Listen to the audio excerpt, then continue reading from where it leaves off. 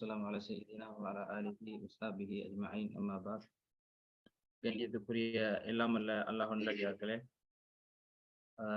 தொடராக பயான் நிகழ்ச்சியோடு தொடர்பு ஏற்பட்டிருக்கிறோம். மஸ்ஜித் நபவியில ஜும்மாவுடைய தினம் பயான் கேட்டுக்கொண்டு அதே நேரம் இப்பொழுதும் பயானோடு வந்து இருக்கிறோம். நாம் தொடராக பார்த்து கொண்டிருக்கிற முத்தசிலாக்கள், அதே போல வழிகட்ட பிரிவுகள் என்கிற தலைப்பினூடாக ஒரு சில ஃபிர்கா, ஒரு சில இயக்கங்களை தொடராக நாங்கள் பார்த்து வருகிறோம். அந்த அடிப்படையில இதுக்கு முன்னால நம்ம என்ன ஃபிர்களை பார்த்துருக்கிறோம்? யாருக்கால ஞாபகப்படுத்திடுமா? என்ன ஃபிர்களை பார்த்துருக்கிறோம்? ஃப்ரீயாக்கலாம்.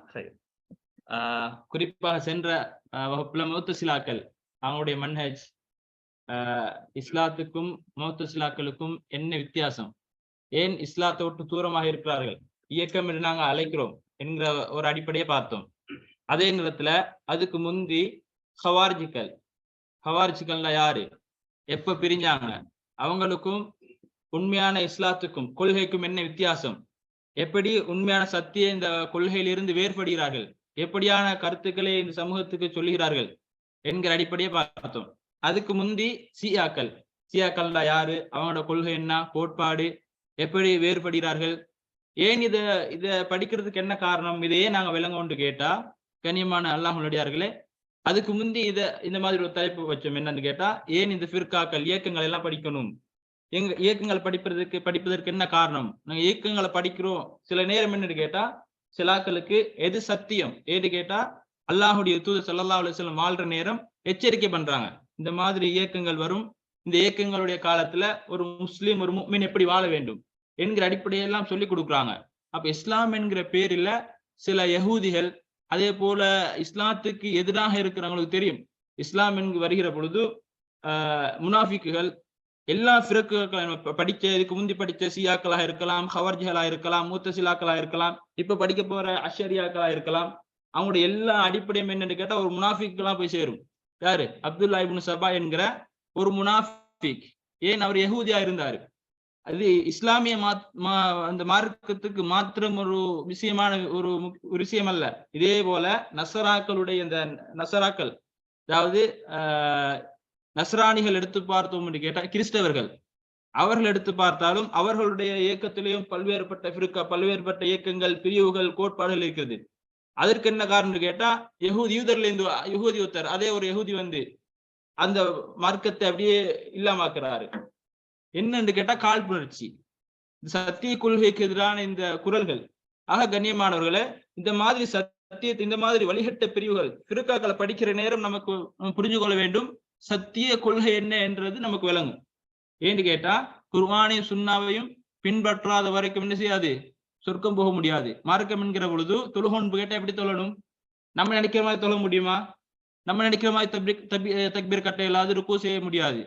நம்ம நினைக்கிற மாதிரி பிசினஸ் பண்ணலாம், நம்ம நினைக்கிற மாதிரி வேண்டி பிசினஸ் பண்ணலாம். ஆனா வணக்கம் செய்யறோம், உம்ரா செய்ய போறோம் கேட்டா, உம்ரா எப்படி, எத்தனை தவாஃப், நம்ம 8 சுத்த இயலுமா?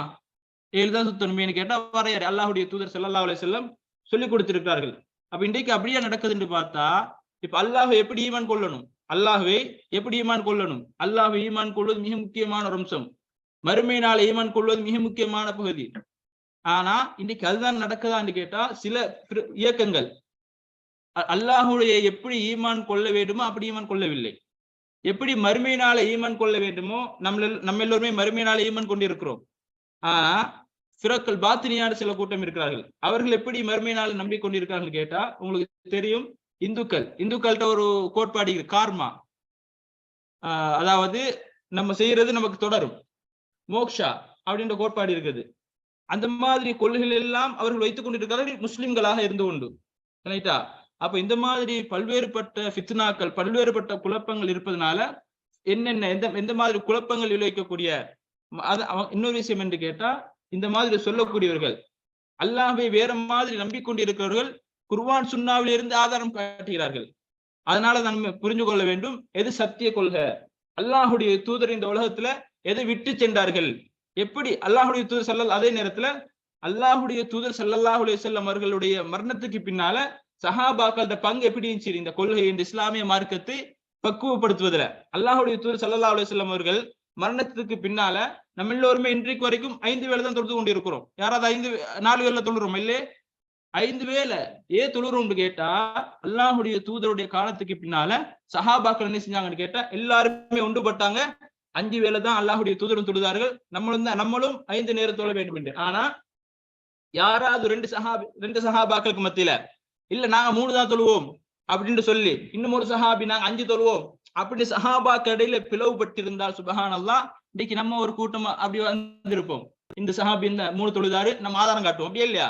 அப்போ சஹாபாக்கள் இந்த இஸ்லாமிய மார்க்கத்தை பாதுகாப்பதுல ஏன் அப்ப மன்ஹஜ் சலஃப் என்று சொல்லுவோம், முன்னாளுடைய வழிமுறை ஏன் அப்படி சொல்றோம்னு கேட்டா அதான் அர்த்தம். அதாவது அல்லாஹுடைய தூதர் ஸல்லல்லாஹு அலைஹி வஸல்லம் நம்முடைய மரணத்துக்கு பின்னால சஹாபாக்குடைய இந்த இத்திஃபாக்கான கருத்து இருக்கிறது, அவர்கள் ஒன்றுபட்டு எடுத்த கருத்து இருக்கிறது, மார்க்கத்தில் மிக முக்கியமான பகுதி. ஆக கண்ணியத்துக்குரிய அல்லாஹ்வுடையார்களே, நீங்க புதிய ஆக்கள் என்கிற அந்த விஷயத்தினால இந்த மாதிரி ஒரு அறிமுகத்தை செய்ய வேண்டிய ஒரு நிலைமை.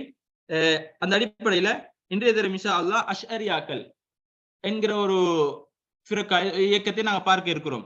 அஷ்அரியாக்கள் நீங்க கேள்விப்பட்டு இருக்கிறீங்களா இல்லைன்னு தெரியல. ஆனா இந்தியா, இலங்கை, பங்களாதேஷ், அதே போல அந்த ஆசியா பகுதியில மிகப்பெரிய ஒரு தாக்கம் செலுத்தக்கூடிய ஒரு இயக்கமாக, பெரும் ஒரு இயக்கமாக இருக்கிறார்கள். அவர்களை படிப்பதற்கு முன்னால், அவர்களை பார்ப்பதற்கு முன்னால அந்த இயக்கத்தை யார் உருவாக்கினாரு, யார் முஅஸ்ஸிஸ் அவர் ஆரம்பிச்சார் அப்படின்னு பார்த்தோம்னு கேட்டா அபுல் ஹசன் அல் அஷ்அரி, இமாம் அபுல் ஹசன் அல் அஷ்அரி என்கிற ஒரு மனிதர், என்கிற ஒரு இமாம். அவர் என்ன செய்யறாருன்னு கேட்டா ஹிஜ்ரி 260ஆம் ஆண்டு பஸ்ராவுல பிறக்கிறாரு. பிறக்கிற நேரம் அவருடைய தந்தை என்ன செய்யறாரு, சின்ன பிள்ளையிலே சிறியவரா இருக்கிற நேரம் தந்தை மரணிக்கிறாரு. அப்போ ஒரு அனாதையாக வளர்கிறார். அனாதையாக வளர்ந்தாலும் கூட அபு ஜபாபி என்கிற முஅத்தசிலாவுடைய வீட்டுல வாழ்றாரு. முஅத்தசிலா அதாவது அப்படி நான் முஅத்தசிலா கூடிய கொள்கை, அவர்களுடைய கோட்பாடு என்ன, எப்படி இஸ்லாத்துக்கு வழிகட்ட, இஸ்லாத்துக்கு முரணாகிறது என்கிற அடிப்படையை நாங்க போன வகுப்புல பார்த்தோம். அப்போ அப்படி ஏன் அப்படி அவருடைய வீட்டுல வாழ்றதுக்கு காரணம் என்னன்னு கேட்டா, இந்த அபுல் ஜபாப் என்ன செஞ்சாருன்னு கேட்டா, அபுல் ஹசன் அஷரி அவருடைய தாயை திருமணம் முடித்திருந்தாரு. அப்ப அவருக்கு ஒரு நிர்பந்தம் ஏற்பட்டுச்சு, அவருடைய வீட்டுல வளர வேண்டும் என்கிற ஒரு நிர்பந்தம் ஏற்பதனால வீட்டுல வளர்றாரு. வீட்டுல வளர்கிற நேரம் அந்த முஅத்தசிலாவுடைய சிந்தனை அவருடைய தாக்கம் செலுத்துகிறது. அப்போ அவர் சொல்கிற நேரம் 40 வருடம் தன்னுடைய வயசுல, தன்னுடைய வாழ்க்கையில 40 வருஷம் முஅத்தசிலாவுடைய கருத்தை சொல்லிக் கொண்டிருந்தார். யாரு? இந்த அஷ்அரி மன்ஹஜை உருவாக்கிய அல்லது அஷ்அரியா மன்ஹஜுக்கு தோற்றுவித்த, அவர்கள் அஷ்அரியா மன்ஹஜ் என்று தோற்றுவித்தால் நினைத்துக் கொண்டிருக்கிறார்களே, அவர் என்ன செஞ்சாருன்னு கேட்டா 40 வருடம் தன்னுடைய வாழ்க்கையில மன்ஹஜ் முஅத்தசிலாக்களுடைய கருத்துக்கள், அவருடைய கருத்துக்கள் என்ன செஞ்சோம், போன வகுப்புல பார்த்தோம். எப்படி அல்லாஹ்வை நம்பி இருக்கிறார்கள், மறுமையினால் எப்படி இருக்கிறார்கள், கலாக்கத்துடைய விஷயத்திலே எப்படியான சிந்தனையில இருக்கிறார்கள் என்கிற அடிப்படையெல்லாம் சென்ற வகுப்புல பார்த்தோம். அப்ப 40 வருஷமாக அந்த கருத்துல இருக்கிறாரு. அப்போ 40 வருஷம் 40 அந்த வயசுக்கு பிறகு என்ன நடக்குன்னு கேட்டா, குறிப்பிட்ட ஒரு 15 குறிப்பிட்ட ஒரு நாள் அந்த சமூகத்துல இல்லாம காணாம போறாரு. அப்ப மக்கள் எல்லாம் தேட ஆரம்பிக்கிறாங்க, எங்க இந்த அபுல் ஹசன் அஷ்அரி நமக்கு பாடம் நடத்துவாரு, நமக்கு படிச்சு தருவாரு, இந்த மாதிரி மனுஷர் காணாம போய்த்தாரு என்று மக்கள் எல்லாம் தேட ஆரம்பிக்கிறாங்க. அப்போ ஒரு 15 நாள் அல்லது 20 நாளைக்கு பின்னால பஸ்ரால ஒரு ஜாமியா இருக்குது, ஒரு பெரிய மஸ்ஜித் இருக்கிறது. அந்த மஸ்ஜிதுக்கு ஜும்மாக்கு போற என்ன செய்யறான்னு கேட்டா, மக்கள் எழும்பி நான் இந்த மாதிரி போயிருந்தேன், ஏன் போயிருந்தேன்னு கேட்டா, நான் ஏற்கனவே சொல்லிக் கொண்டு இருந்தேனே முஅத்தசிலாவுடைய கருத்து, அதெல்லாம் சரி பார்ப்பதற்காக ஆதாரம் தேடினேன். ஆனா நான் சொன்னது பிழையாக இருக்கிறது, நான் தேடினதுல ஆதாரம் இல்ல. கலாக்கத்துடைய விஷயத்துல, அல்லாஹ்வுடைய விஷயத்துல, அஸ்மா சிஃபாத்ல இப்படி நான் சொல்லிக் கொண்டிருந்தேனே, இதெல்லாம் பிழையாக இருக்கிறது என்று அந்த மக்களுக்கு பாடமா சொல்லிக் கொடுத்து பாவமன்னிப்பு கேட்கிற அல்லாஹ் இடத்துல மீண்டும் விடாரு. அல்லாஹ் இந்த மாதிரி நான் எனக்கு அறியாமையில இந்த மாதிரி மோசமான கருத்துக்களை சொல்லிக் கொண்டிருந்தேன், ஆனா என்னுடைய அந்த மீள் பரிசீலனைக்கு பின்னால இது பொய் என்பது விளங்கிவிட்டது, அந்த மாதிரி மக்களிடத்துல சொல்லிட்டு பாவமன்னிப்பு தேடுறாரு. அப்ப இவருடைய வாழ்க்கை எப்படி புரிந்து கொள்ளலான்னு கேட்டா, அப்போ ஃபர்ஸ்ட் ஆரம்ப 40 வருஷம் முஅத்தசிலா இருக்கிறாரு. முஅத்தசிலா இருந்த பின்னால வாராரே, அது யாருன்னு கேட்டா குல்லாபியாக்கள் சொல்றது. அதாவது இந்த ஜஹமியாக்கள், குல்லாபியாக்கள் ஒரு இயக்கம். அதாவது முஅத்தசிலாக்கு பதில், அதாவது அவருடைய அகீதா மன்ஹஜுக்கு பதில் இந்த நீங்கள் சொல்லுகின்ற இந்த மன்ஹஜ், இந்த அல்லாஹுடைய விஷயத்துல, கலாக்கத்துடைய விஷயத்துல பிழை என்று பிழையாகவே ரத்து பண்ண ஒரு கூட்டம் யாருன்னு கேட்டா குல்லாபியாக்கள். அப்ப குல்லாபியாக்கள் சஅத் இப்னு அப்துல்லா அல் குல்லாபி என்கிற அந்த வழித்தோன்றல் அவருடைய மன்ஹஜுக்கு மாறுறார். யாரு? அபுல் ஹசன் அல் அஷ்அரி. அப்படி மாறுற நேரம் தான் அவருக்கு என்ன புதிய சிந்தனைகள் உருவாகிறது. குல்லாபியாக்களோட சேர்ந்து அவருடைய மன்ஹஜை இன்னும் கொஞ்சம் கூட்டுறாரு. என்ன கூட்டுறாருன்னு கேட்டா, குல்லாபியாக்களோட சேர்த்து அஸ்மா சிஃபாத், அல்லாஹுடைய பேர், அல்லாஹுடைய பண்பாட்டுல சில விஷயங்களை உட்படுத்துறாரு. உட்படுத்தி என்ன செய்யறாருன்னு கேட்டா, புதிய ஒரு மன்ஹஜை தோற்றுவிக்கிறாரு. அப்படி தோற்றுவிச்சுதான் அல் அஷ்அரியா, மன்ஹஜுல் அஷ்அரி அல்லது அஷ்அரியான ஃபிர்கான்னு சொல்லுவோம். அதுக்கு பிறகு என்ன நடக்குன்னு கேட்டா, அபுல் ஹசன் அஷரி இன்னும் ஒரு அவருடைய வாழ்க்கையில கடைசி மரணிக்கிறதுக்கு பின்னால மரணிக்கிற நேரத்துல ஒரு கிதாப் இருக்கிறாரு. என்ன கிதாபுடைய பேர் என்ன கேட்டா, அல் இபானா. அல் இபானா என்ற கிதாப் என்ன சொல்றான்னு கேட்டா, நான் இதற்கு முன்னால் இருந்தேனே, இந்த பெஸ்டுக்கு முர்த்தசிலா இருந்தாரு, அதுக்கு பிறகு இந்த குல்லாபியுடைய தாக்கம், குல்லாபியாக்களுடைய அந்த சிந்தனையில ஒரு மன்ஹஜ் அவர் புதுசாக தோற்றுவிக்கிறாரு.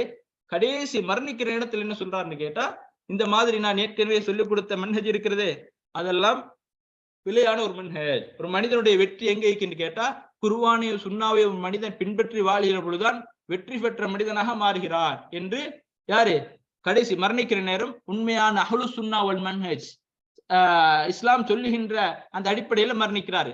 ஆனா அவர் சொன்ன இரண்டாவது வாழ்ந்த அந்த கட்டம் இருக்கிறது, குல்லாபியாக்கோட சேர்ந்து அவர் ஒரு மன்ஹஜ் உருவாக்கினாரே, அந்த மன்ஹஜ் என்ன செய்யணும்னு கேட்டா, அவருக்கு பின்னால சில ஆக்கள் வராங்க. ஒரு 2 பேர் வந்து, அவர்கள் யாருன்னு கேட்டா பாக்கிலானி, கேள்விப்பட்டிருக்கீங்கன்னு தெரியல. இவருக்கு பின்னால பேரெல்லாம் வச்சு அந்த ஃபிர்காவை, இந்த இயக்கத்தை உருவாக்கிய பெரிய பங்கு யாருக்கு கேட்டா பாக்கிலானி என்கிற ஒருத்தருக்கு தான் இருக்குது. அவர் என்ன செய்யறாருன்னு கேட்டா, ஏற்கனவே அஸ்மா சிஃபாத் என்கிற விஷயத்தை நாங்க பூர்வ பார்ப்போம். என்ன அக்கீதா, என்ன சிந்தனையில, என்ன மன்ஹஜாவட்ட இருக்கின்றதை நான் பார்ப்போம். இவர் என்ன செய்யறாருன்னு கேட்டா, சில விஷயங்களை கூட்டுறாரு.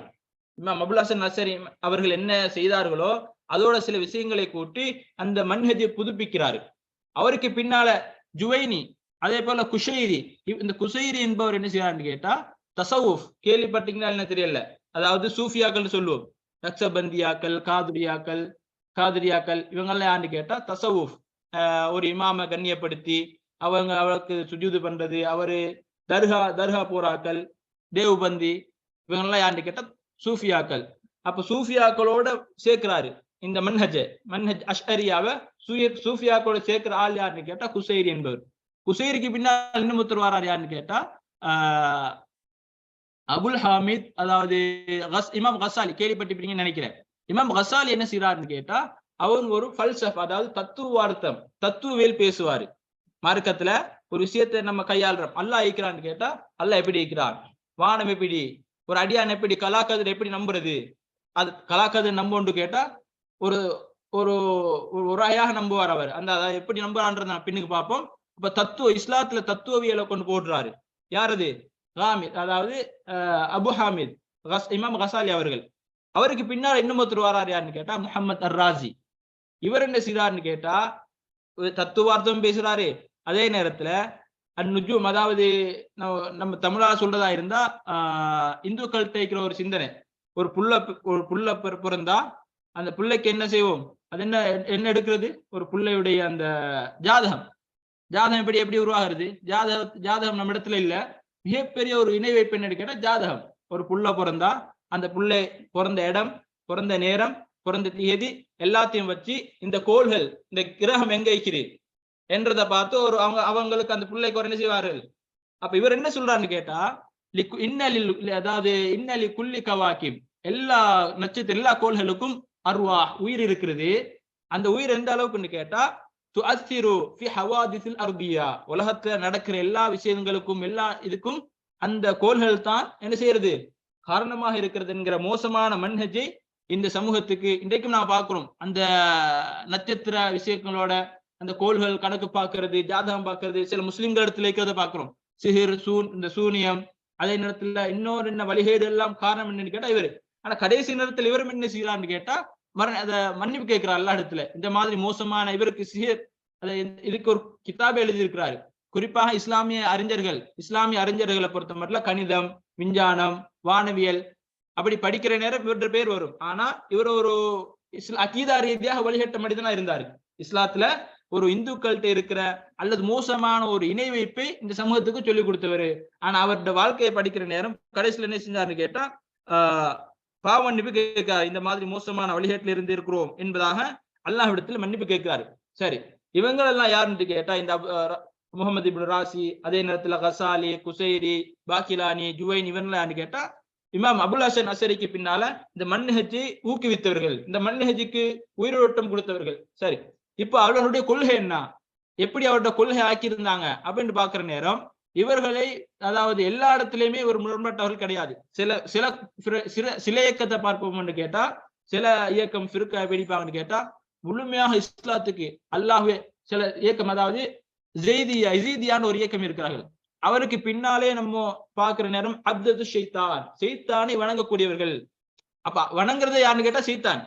அல்லாஹ்வுடைய ஒரு மனிதனுடைய ஒரு அகீதா அடிப்படை என்று கேட்டா மறுமை நண்பனும், மறுமைக்கு பின்னால் வாழ்க்கை இருக்கிறது, சொர்க்கம் நரகம் இருக்கிறது, நம்ம உலகத்துல செஞ்ச பாவங்களுக்கு எல்லாம் தண்டிக்கப்படுவோம், அல்லாஹ் கூலி தருகிறான், இதெல்லாம் நம்ப வேணும். ஆனா சில இயக்கம் என்ன செய்யறான்னு கேட்டா, இதை கூட நம்பாம அந்த தனாசுல் அர்வாஹ் அப்படின்றது, அதாவது மறுபிறவி கோட்பாடு, இந்துக்கள்கிட்ட இருக்கிற மிக முக்கியமான கோட்பாடு, அதையெல்லாம் இஸ்லாத்துல சேர்த்து இஸ்லாமாக நம்பிக்கொண்டு இருக்கிறார்கள். ஆனா இப்ப அஷரியாவை பொறுத்த மட்டும் அப்படியான்னு கேட்டா அப்படியானவர்கள் கிடையாது. ஒரு சில விஷயங்கள்ல முரண்பட்டு இருக்கிறார்கள். குறிப்பாக எதுல முரண்பட்டு இருக்கான்னு கேட்டா அஸ்மா உ சிஃபாத், அல்லாஹ்வுடைய பண்பு, அதே நேரத்துல பேர். ஏன் முரண்பட்டு இருக்கான்னு கேட்டா, இதுக்கு முன்னால ஒரு கூட்டம் ஜஹமியாக்கள் என்ன செய்யறான்னு கேட்டா, சிஃபத்தையும் மறுக்கிறார்கள், அல்லாஹ்வுக்கு பண்பும் இல்லை பேரும் இல்லை. ரைட். முஅத்தஸிலாக்கள் என்ன செய்யறான்னு கேட்டா, அல்லாஹ்வுடைய பேரை ஏற்றுக்கொள்வார்கள், ஆனா அல்லாஹ்விற்கு பண்பில்லை என்று சொல்வார்கள். இவங்களுக்கு பின்னால வந்த கூட்டம்னா குல்லாபியாக்கள், நம்ம ஏற்கனவே சொன்னமே அபுல் ஹசன் அசரியோட சேர்ந்தவர்கள், அவருடைய தாக்கமிக்கென்று. அவங்க என்ன செய்யறான்னு கேட்டா, ஒரு சில பேர்களையும் எல்லா பேர்களையும் ஏற்றுக்கொள்வார்கள், பண்பு வார நேரம் ஒரு சில பண்பை ஏற்றுக்கொள்வார்கள்.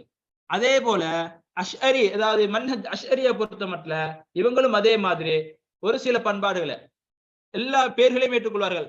அல்லாஹுக்கு பேர் என்ன பேர் இருக்கிறது, ஜப்பா, அல்லாஹ், எல்லா பேர்கள் குர்ஆன்ல சுன்னாவில் வரக்கூடிய எல்லா பேர்களும் ஏற்றுக்கொள்வார்கள். ஆனா சிஃபத் என்று வருகிற நேரம் 7 சிஃபத்தை மாத்திரம் தான் ஏற்றுக்கொள்கிறார்கள்.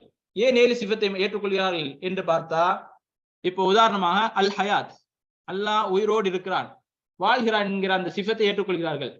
அல்லாஹ் இராதா, அல்லாஹ் நாடுகின்றான், ஒரு மனிதன் அல்லாஹுக்கு நாட்டம் இருக்கிறது, அல்லாஹ் நாடினதான் நம்ம இங்க வந்து இருக்கிறோம், அப்ப அந்த நாட்டத்தை ஏற்றுக்கொள்வார்கள். அதே நேரம் குத்ரா என்ன செய்யுது, அல்லாஹ்க்கு ஆற்றல் இருக்குது, சக்தி உள்ளவனாக இருக்கிறான்.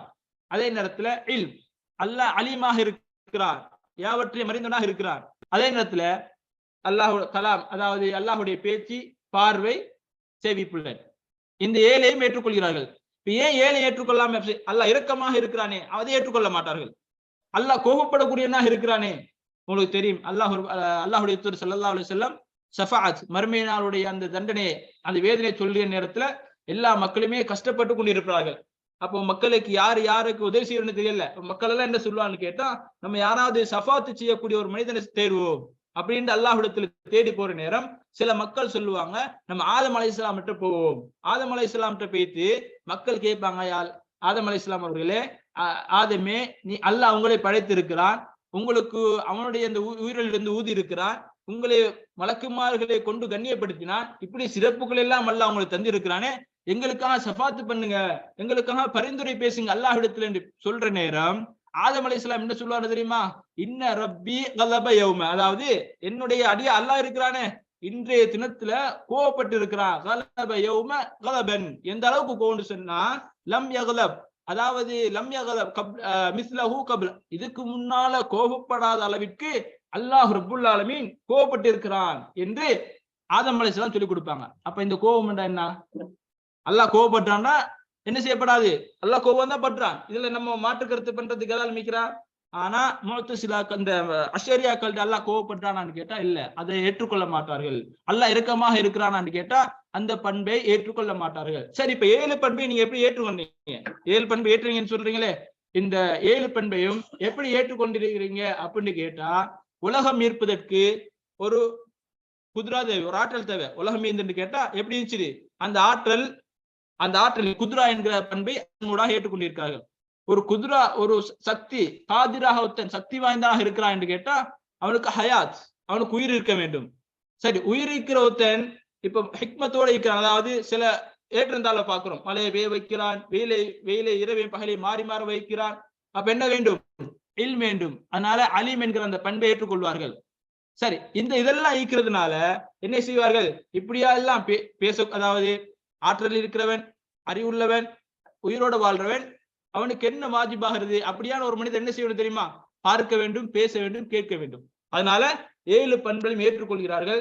அதே நேரத்துல சரி, ஏன் இதனாலதான் இந்த அஸ்மா சிஃபாத்துல மிக முக்கியமான பகுதி சொல்வதற்கு நேரம் போதாது.